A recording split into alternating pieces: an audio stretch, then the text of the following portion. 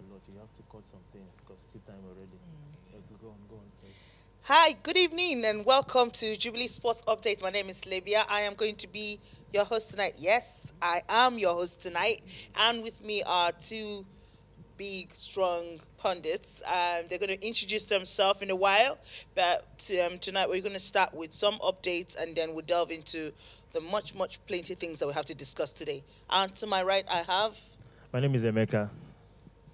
My name is Gozie, Arsenal fan, as you know. Yeah, you didn't tell us what your team Well, is. for tonight, let's say I'm supporting Chelsea for tonight. Oh wow! I don't want any mourning. I don't want any mourning about what happened yesterday. We know. You're welcome to join us, and we have we're on all social media platforms. You can come comment upon what we're discussing, or you can just give us a call. Emeka is going to be giving us a number which our callers can call in a bit. But in the meantime, we're just going to start off by looking at some, sports updates, and just to get ourselves up to date what's going on. We're just going to be looking at today's on. We've got loads and loads of them. We'll not be able to exhaust it. Probably pick two or three of them and probably just touch them, and we go into the discuss for today. Anti-doping prosecutors in Italy have requested a maximum 4-year ban for Juventus midfielder Paul Pogba after the World Cup winner tested positive for testosterone. Okay. Interesting. Any? Well, I would have imagined that Paul Pogba is a player who naturally is already strong, physically speaking. So I was too surprised when I saw that he felt he needed some additions to help him, stay fit, even energy-wise. I would have thought that as a black football player, there's this natural melanin energy that we already have, by virtue of where we come from.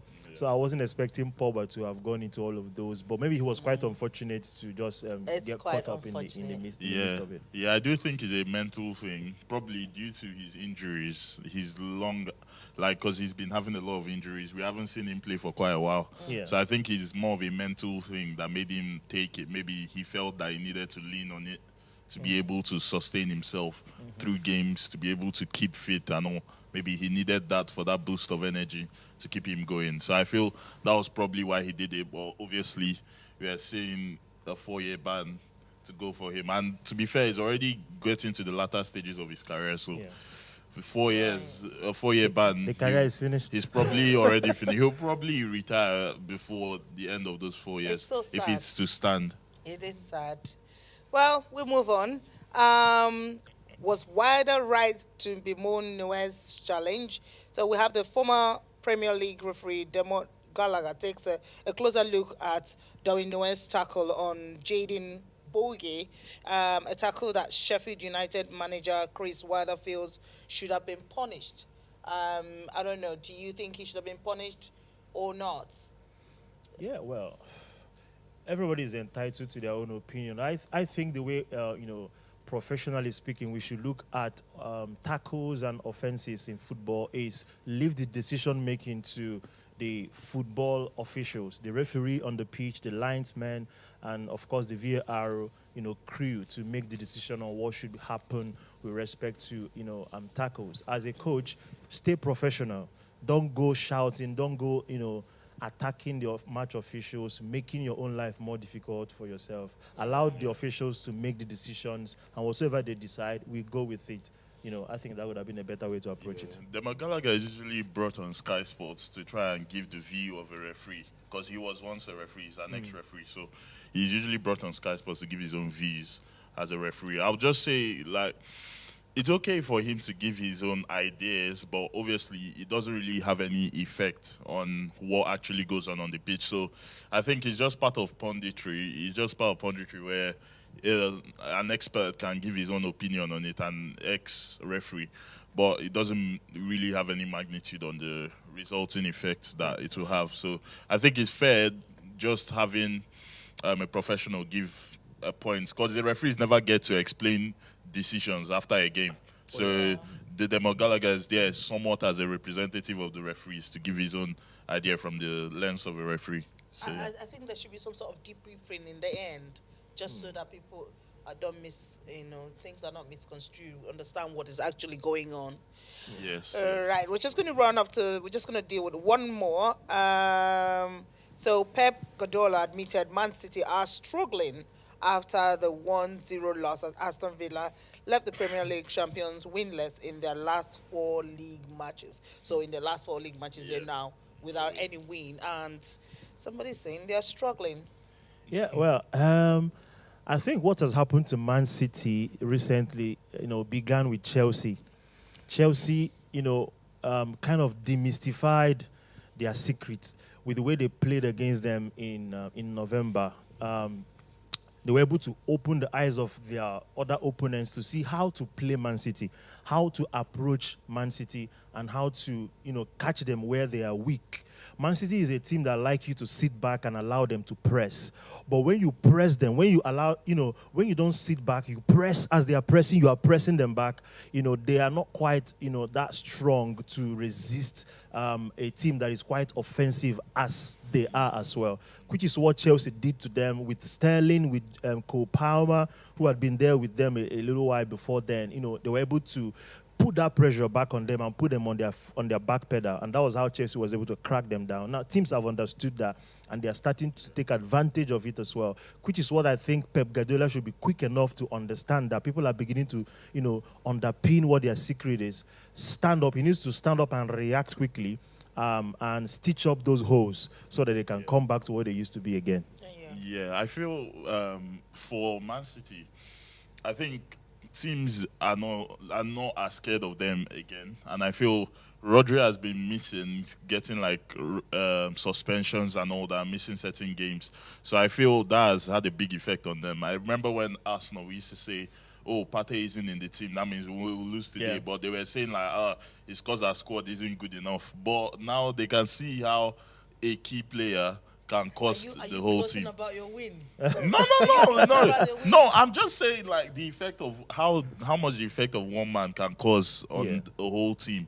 So I feel like even Kevin De Bruyne as well. Yeah, even Kevin De Bruyne is injured, but even without De Bruyne, they've been doing well because of Rodri being around. But Rodri being absent in this past few games, I think he's been costing them a lot. And I think it actually started with Wolves, because Wolves beat them.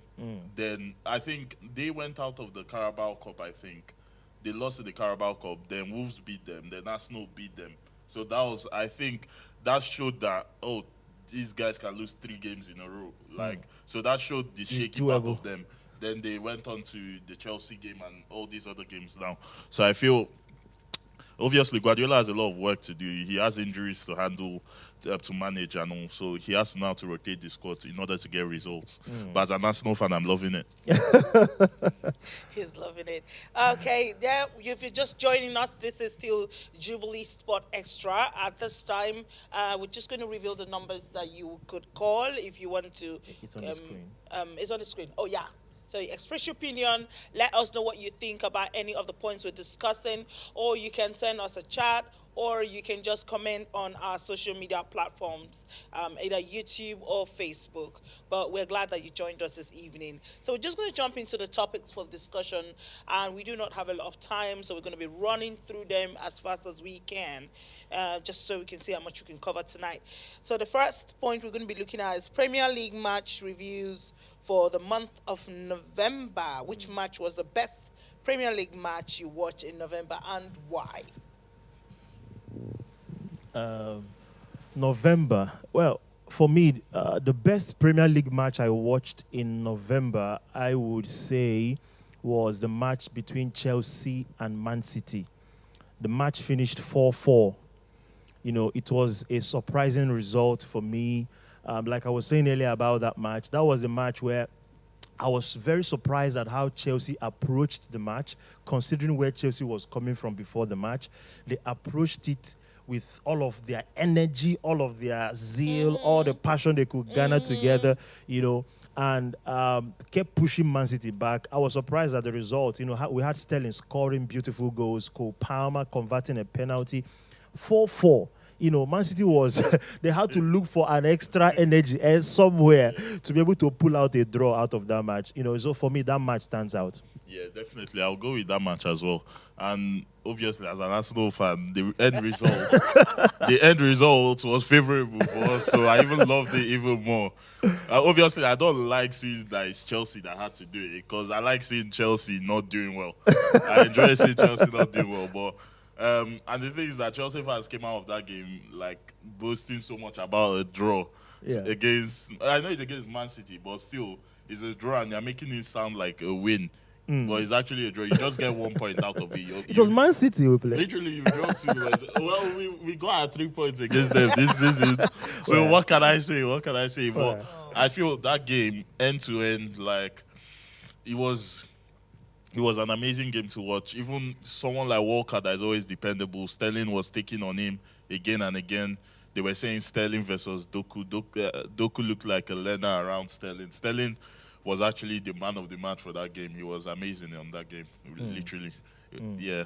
But I think City showed in that game how susceptible they are to transitions. Because they literally, Chelsea would turn around and just drive through their midfield like no one was there. I'm not sure if Rodri played in that game, but it was Rodri played. He played, yeah. Oh, he played. He scored the last goal, I think. Oh, exactly. Yeah, that's true. So that just shows how easy it is now to, let me not say easy, but easier it is to play against Man City. Yeah, great. So do you think that's close to your prediction? Because we did some predictions. I didn't come with the stats, but we had some predictions last time of I think, what we thought. I think I did predict a draw, but I didn't predict it wasn't for this one. No, it wasn't like 4-4. I think I predicted 2-2. Like 1 something like that. Yeah, I can remember. So I was close to the result actually. I think I predicted the Man City win. Definitely. Because who would expect Chelsea to do anything in that game? No, but honestly, right now you're in the bottom half of the table. Yeah. If they show the top half, you can't see. Literally, that's what's going on now. So. All right, guys. Let's move on. Okay, match predictions for this week. Premier League fixtures. So everyone is going to say what they think, and we hope to remember the stats next time we come on show so that we know. But it's your turn. Just let us know what match was it that was the best for you in November and why. You can just drop that in the comment section, or you can give us a call and we'll chat with you. So let's look at the prediction for this weekend. The Premier League features. We have Everton versus Chelsea, Luton versus Man City, Aston Villa versus Arsenal, Tottenham versus Newcastle, Crystal Palace versus Liverpool, and Manchester United versus Bournemouth. Okay. So what are your predictions for either of them? Are we starting with Everton? Chelsea? Let's start with Everton and Chelsea. Okay. Everton, Chelsea. Okay, let's look at it from this perspective. Everton is going to be home. And currently, I think Everton is sat in is it 17th position or 18th position? Around that, they are close to the relegation zone. So I would imagine they'll be fighting for their life in that match. But at the same time, Chelsea have just lost a match against Manchester United yesterday. So I would imagine that they will want to bounce back in this game. So it's not going to be they're going to come angry. They're going to come angry. They're going to come like a wounded lion. Fully not. Trying to prove a point. I told you he's gloating. They were just gloating about yesterday's match. They're 18th, 18th, yeah. So I would imagine it's going to be a tough match. Everton is going to be at home as well. So home advantage will come into play. But be that as it may, I think Chelsea will find a way to claw a win out of that match. So I'm going to go, my prediction would be Chelsea 2, Everton 0. But you know that home advantage sometimes can work against you because they can become complacent, feel like, and before you know it, the game is changed. Yeah, well, it can, but I still feel, Chelsea will find a way around to win Everton. 2-0 for me. For me, I'll go 2-2. I think it is going to be a draw for that particular game. Everton, Chelsea. I just feel Chelsea don't like defending. Like, they don't just like defending. Like, they're good. They're good to watch higher up the pitch, but in terms of defending, they're not they're not dependable in defending. Because when you see, even Eric Ten Hag said it before the Chelsea game that they don't like defending. Chelsea do not like defending, so he feels like they will get goals in this game, and obviously they did get goals in that game. And I feel, although Everton, I think Manchester United beat Everton. That's the game where Garnacho scored the bicycle kick. Oh, yeah. Yeah, so I feel Manchester United have been able to get points there, but I just feel Chelsea are just, should I say, a level below to be able to snatch a win. So I'll just go for a draw in terms of being balanced. Okay. Yeah. Oh, okay. Well, looking at what is ahead of us and with the way Chelsea is probably feeling right now, I think it's going to be a very hectic battle. So I'm just going to stay with 1-0. So 1 to Chelsea and 0, because I think they're going to come really angry, like you said, fighting like a wounded lion, and it's going to be a tough one. I foresee a very tough battle. Okay, let's move on. Luton versus Man City. Luton, Man City. They're good. Those guys are good. Like Well, really, what they played against us, like, Yeah. They gave it to Arsenal. I just feel like they're bloody. Like God. So I feel like they're going to probably come up stronger. They're building up, and if you guys don't take care, they might deal with you in a very bad way. Well, for me, in that match, I think Man City will still win. Not because Luton will not put up a fight, but because I think Man City will be too strong a team for Luton to cope with, and especially because of the fact it's Pep Guardiola. He will find his way around to motivate his team, irrespective of their last match and what had happened, and what is going on with them in their last 3 or 4 matches now, losing and drawing up and down. I think Pep Guardiola will find a way to remotivate them to bounce back in this match. And I see a match that will have a lot of goals. I see Haaland scoring, if not a brace, a hat-trick in that match. So I'm going Man City 4, Luton 1.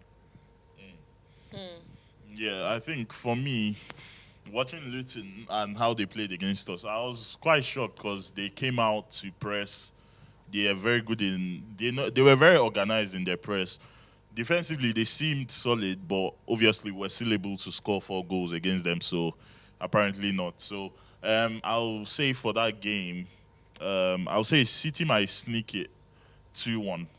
2-1. Yeah, City will sneak it 2-1. Although I want Luton to win, obviously, because I want City to keep on dropping as much points as possible Just so that for you this can title keep race. going up. Although Liverpool are the people who I need to be watching, because City Yeah, right they're now coming are dropping. quietly Liverpool behind, are coming quietly behind. Just lucky that But- Man City guy is not here today, Yeah, but yeah, I'll just go 2-1 Man City for that particular game. Yeah. Okay. Okay.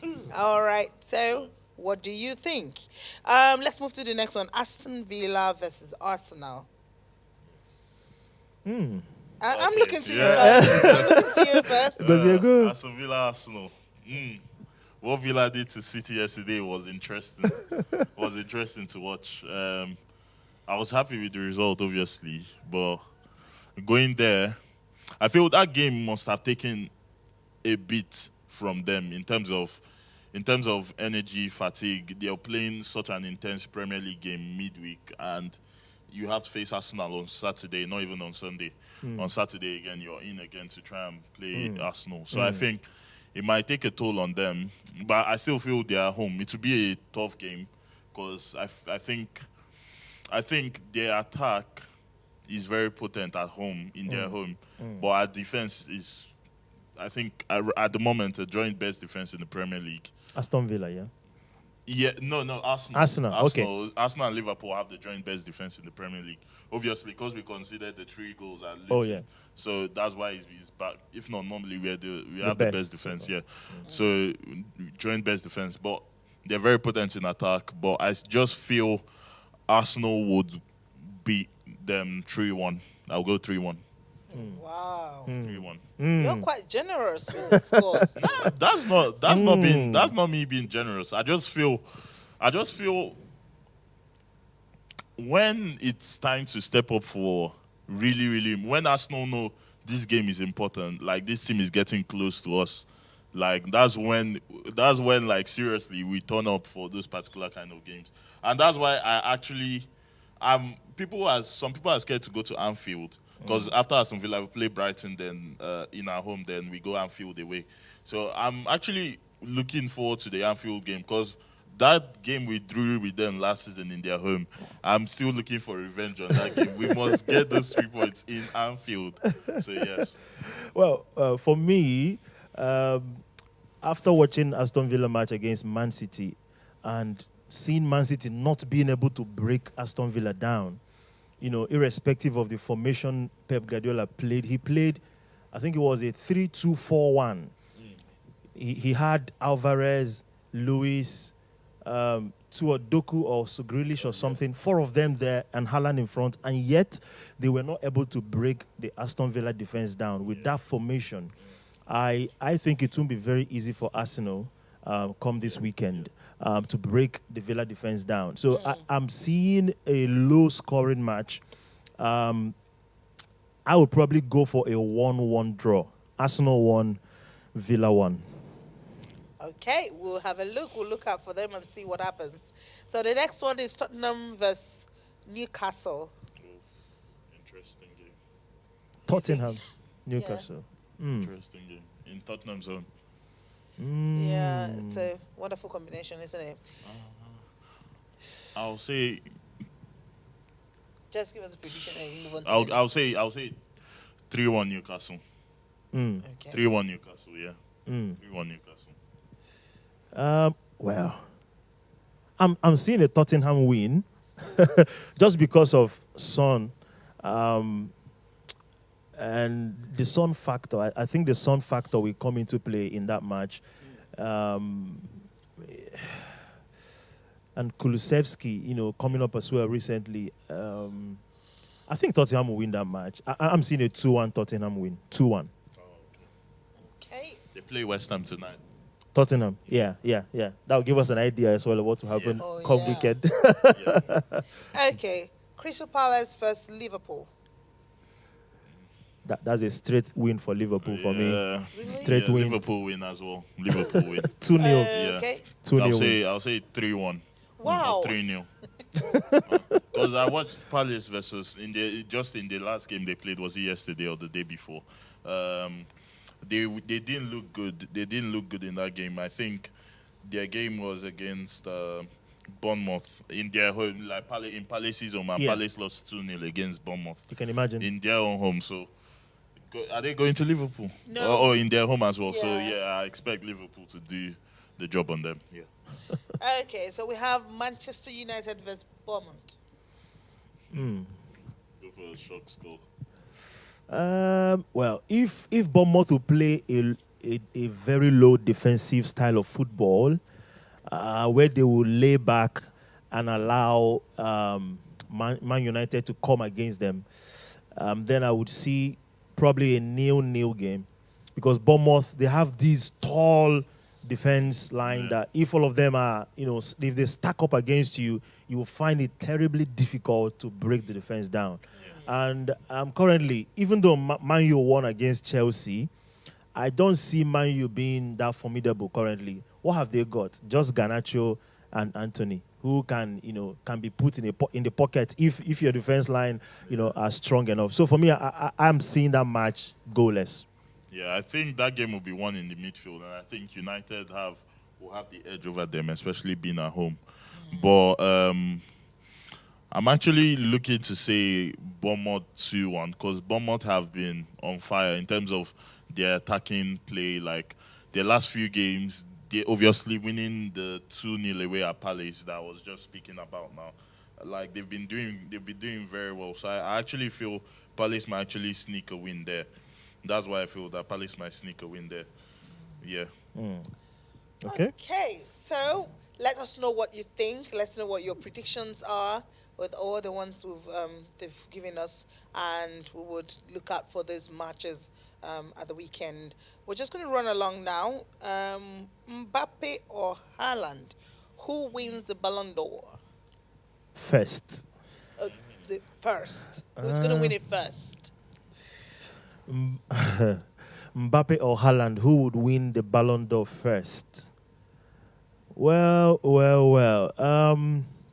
If I should mention a name, I would probably say Haaland would win it first, if you ask me. And my reason is because currently, I think it was in the last show that Sheun was saying that he sees Mbappe becoming the next Neymar or something like that.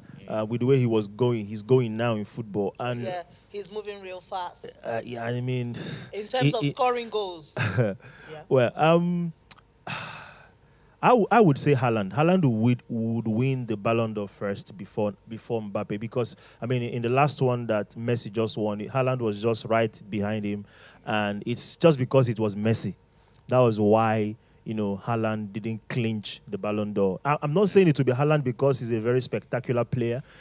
I'm just saying it to be him because there's no other person around the corner who can compete at that level with him. Currently, Mbappe is not the Mbappe we used to know. He's just probably looking like a shadow of himself. When I saw him in that Hall of Fame where they were giving the Ballon d'Or and other awards out, he was just looking lost in that hall. I'm not even sure he took home any award, did he? I doubt if Mbappe won anything, which goes a long way to tell you that Mbappe currently is not really what, he used to be. So for me, I would say if Ballon d'Or was to hold next year, it would be Haaland before Mbappe. Yeah, what I'll say is, if the question was who is closer to winning a Ballon d'Or, like the next Ballon d'Or, I'll probably say Haaland.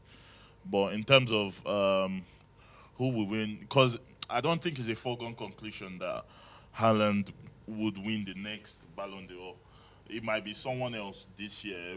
We don't know who yet, but I think it depends on their league run and also their Champions League run. And finally, it also depends on the clubs they will play for the next few years. Because I think Haaland's contract was only for 3 seasons, I think, and this is the second season. So I think extend it now. Either he will extend it or he might even move to, say, Real Madrid. If Madrid end up don't signing Mbappe, they might actually say, okay, we want to bring in Haaland. Because Benzema isn't there. What they are really missing is someone up front, a striker. Because they've got Vinicius, Rodrigo, Bellingham in midfield. What they don't have is a striker. And they're, at the moment, the only striker they have right now is Joselu, who came from another Spanish team. I think they had him before. So I feel it just depends on where they would be in and their club's runs going forward this season as well. I think that's what would justify it. Okay. There's been this, some people argue that Haaland is more about scoring goals. So anybody who's buying him is going to be buying him for the goals. So I probably feel that would be the reason why he will get closer or probably be the first person to win. I mean, I stand to be corrected, but let's see what happens. Right. So now there is this new thing that they're about to bring into football called, how do you pronounce it? Sin bin. Sin bin, yeah. So the sin bin. So for those of you who don't know what it is, it's a concept where if a player commits a certain type of foul during the match, they can be sent out of the pitch for about 10 minutes, and after which they can rejoin the match again. I mean, they do it in rugby, in sports. And that would mean that football referees will now have 3 cards. You have the red card, the yellow card, and the white card, which is the sin bin card. And this plan is, they're proposing for it to start in March 2024. So what is your take? Do you think they should inculcate it into football, or is it? For me, I already know my answer is no. My answer is no. We already have enough complications. Because anything can happen in 10 minutes. For me, is we already have enough complications with VAR at the moment that we are trying to sort out. Yeah. We do not need any other rules. Let's get something right first. And it's not just going on in Premier League. I remember in Champions League, when against Newcastle, I think PSG versus Newcastle, where I think there was a handball or something happened. I think he played it onto Livramento played it onto his own hand, and they gave a penalty for it or something. Or no, I think he hit his chest before it hit his hand. Yeah, that was what happened, and they didn't get it right in Champions League. So I think let them just leave that aside. Let them not tarnish the beautiful game that we already know. Complex. Yeah, it's already complex enough with this VAR. Let's try sort that out first. I think I agree as well with Gose on that note. I think introducing the sin bin into football will further complicate issues for us. And like you rightly said, we already have a lot of complications. Just look at the other match Man City played recently, where what was that match now? Where the referee asked that the match should go on, and then that was against Tottenham. Was it against Tottenham? And then he later blew the whistle. So Haaland fell, then stood, and the referee said play on. Yeah. And Haaland then played the ball over for Grealish, who was onside, and Grealish was on the run, and the referee blew for them to bring it back for the foul, which you already said play on. Yeah. He was confused. Yeah, I mean, there are so many complications. I think the sin bin should stay with rugby for now. Please, the footballing authority in this country, listen to what we are saying to you guys right from this, studio. Do not allow the sin bin into European football, starting from England, and let it spread across as well. Let football stay the way. In fact, if you ask me, to an extent, I liked the way football was back in the days, in the days of Maradona, where football is left, to chance in a way. The fun in football, where the hand of God would, could convert a goal and things like that. But now football has become a bit more technical. It has become a bit more scientific. The fun part of football is disappearing very quickly. And then introducing white card now into football. So the referees will now have 3 cards: a yellow card, the red card, and a white card. And then you send a player out of the pitch for 10 minutes, and then he comes back again. It's all getting messy now. As I think they should just put that, as the name goes, sin bin, put that idea in the bin. Put it in the bin. I think it's just going to make everything complex. And like for me, I feel like 10 minutes is a lot. Anything can happen in 10 minutes. Yeah. So if you disorganize a whole team by taking out probably their best player in 10 minutes, they're really going to go for a fall, and I don't think they'll be happy about that. So I just feel like there's just no need. If someone's gotten a red card, just leave the pitch. That's just what it's meant. It's just it's simple, and it's functional right now. Let them not complicate it further. We're already trying to wrap our head around the new rules that come every day in the Premier League about handballs, penalties, and tackles and penalties, hand being in natural position, hand natural position, the sleeve, whether it's under your sleeve, offside now. Exactly. So we have a lot going on. And what I will say is okay for them to introduce is something like the semi-automated offsides. That one makes it clear. That one's AI. It shows you what is off and what is not off, instead of a man drawing a line. Drawing a line for you. No, looking at it from different angles. Semi-automated offsides, so that we know what we're doing. That's the only thing I'd advise here. Yeah, fantastic. Yeah. So let's sin bin stay in the bin. So you've got it. Let's know what your point is. You can drop your comments and let's know, what do you think? Do you think it should stay on? Do you think it should be introduced? Do you think it's complex enough? Let's just know what your thoughts are. So the plan. Can I add something? Yes. Yeah, I just wanted to ask, in terms of an update, looking at how well Havertz is playing at the moment, does anyone want to revise who the possible flop of the season would be? Oh my God. Well, what was my because at the moment, look at that Chelsea's midfield. But I just want to say Chelsea's midfield. You can't pick the flop of the season from the midfield of Chelsea. I don't think they are doing terribly at the minute. Caicedo, Gallagher, and Enzo, I think they are not the worst currently. Havertz have stepped up, currently. So for me, if I were to say who the flop of the season is, I would still stick with Mason Mount. I think I did say Mason Mount. I will still stick with him for now. I think initially I said Mason Mount or Havertz. At the moment, I'm more looking at Caicedo. Caicedo? Yeah, Caicedo. Because 127 million or something? Yeah, thereabout, more than 100. 127 million. And I think I watched the game yesterday. He was horrible. Like the Manchester United versus Yes, Chelsea game. yeah. He was horrible. Enzo was missing. I even forgot he was playing at a certain point until I had to, in second half, I was just like, where is Enzo again? And I now saw him. I was now like, these guys are missing. The only way I recognize Caicedo now in midfield is that I know there's a black guy meant to be wearing blue in the midfield for Chelsea.